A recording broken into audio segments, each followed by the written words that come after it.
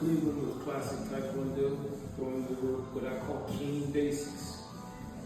Now, Taekwondo is an unarmed system, I'm aware, but from time to time you will have practitioners who might utilize a cane, which is also a great weapon of self-defense.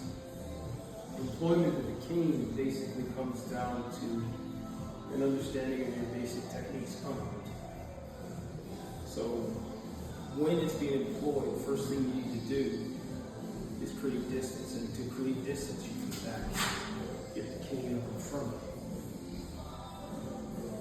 This does two things. Number one, they're at a distance. You have a barrier between you and them. When you're going off on a defensive, the person's coming straight at you, the first thing you do is get out of the way. Create that barrier and strike the weapon hand or the weapon itself. If you're going on the opposite direction, again, you're going to create space. Always about space. If it's coming low, you create space and you bring the cane past your leg or past your body.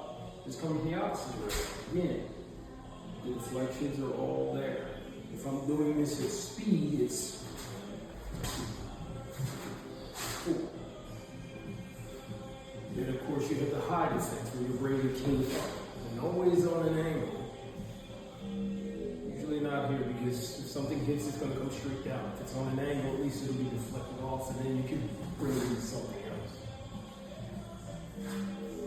Two-hand defenses. Attacks coming from a high angle. Deflecting here, which means I can also channel that thing off. On the side, same thing. If it's coming from low left, low right, you're always using an angle.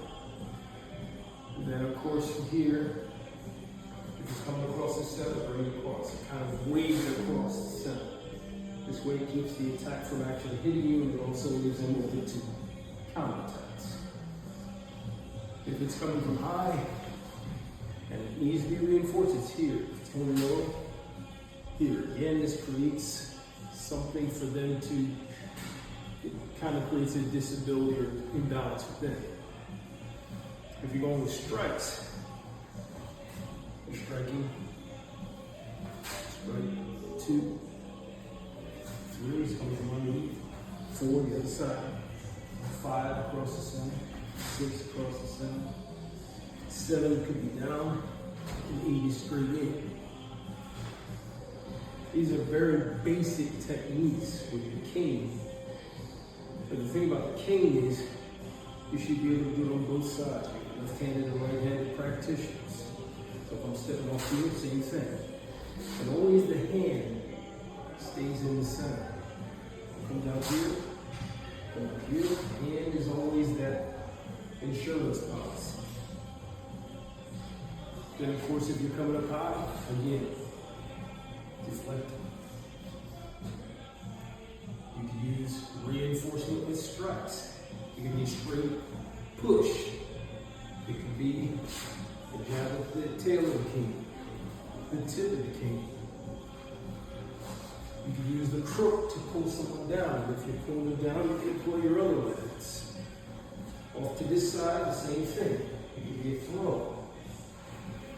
If the attacker is coming from behind you, use the tip. Use the top of the cane. Use the cane almost like a baseball bat. You're grabbing a hook in your leg. Pull it up. That straight kick to the groin, you're going to feel that, and then you come straight back down. A very versatile weapon. But to remember, one thing to remember about the cane is, if you're using it for balance, just remember to shift that weight to the stronger leg. 2, if an attacker is using, say, a blade, keep that fight at a distance. Because if they get inside, it's going to be a hard time for you if you don't just really watch what they're doing. Again, this is basically just, as I said, the basics.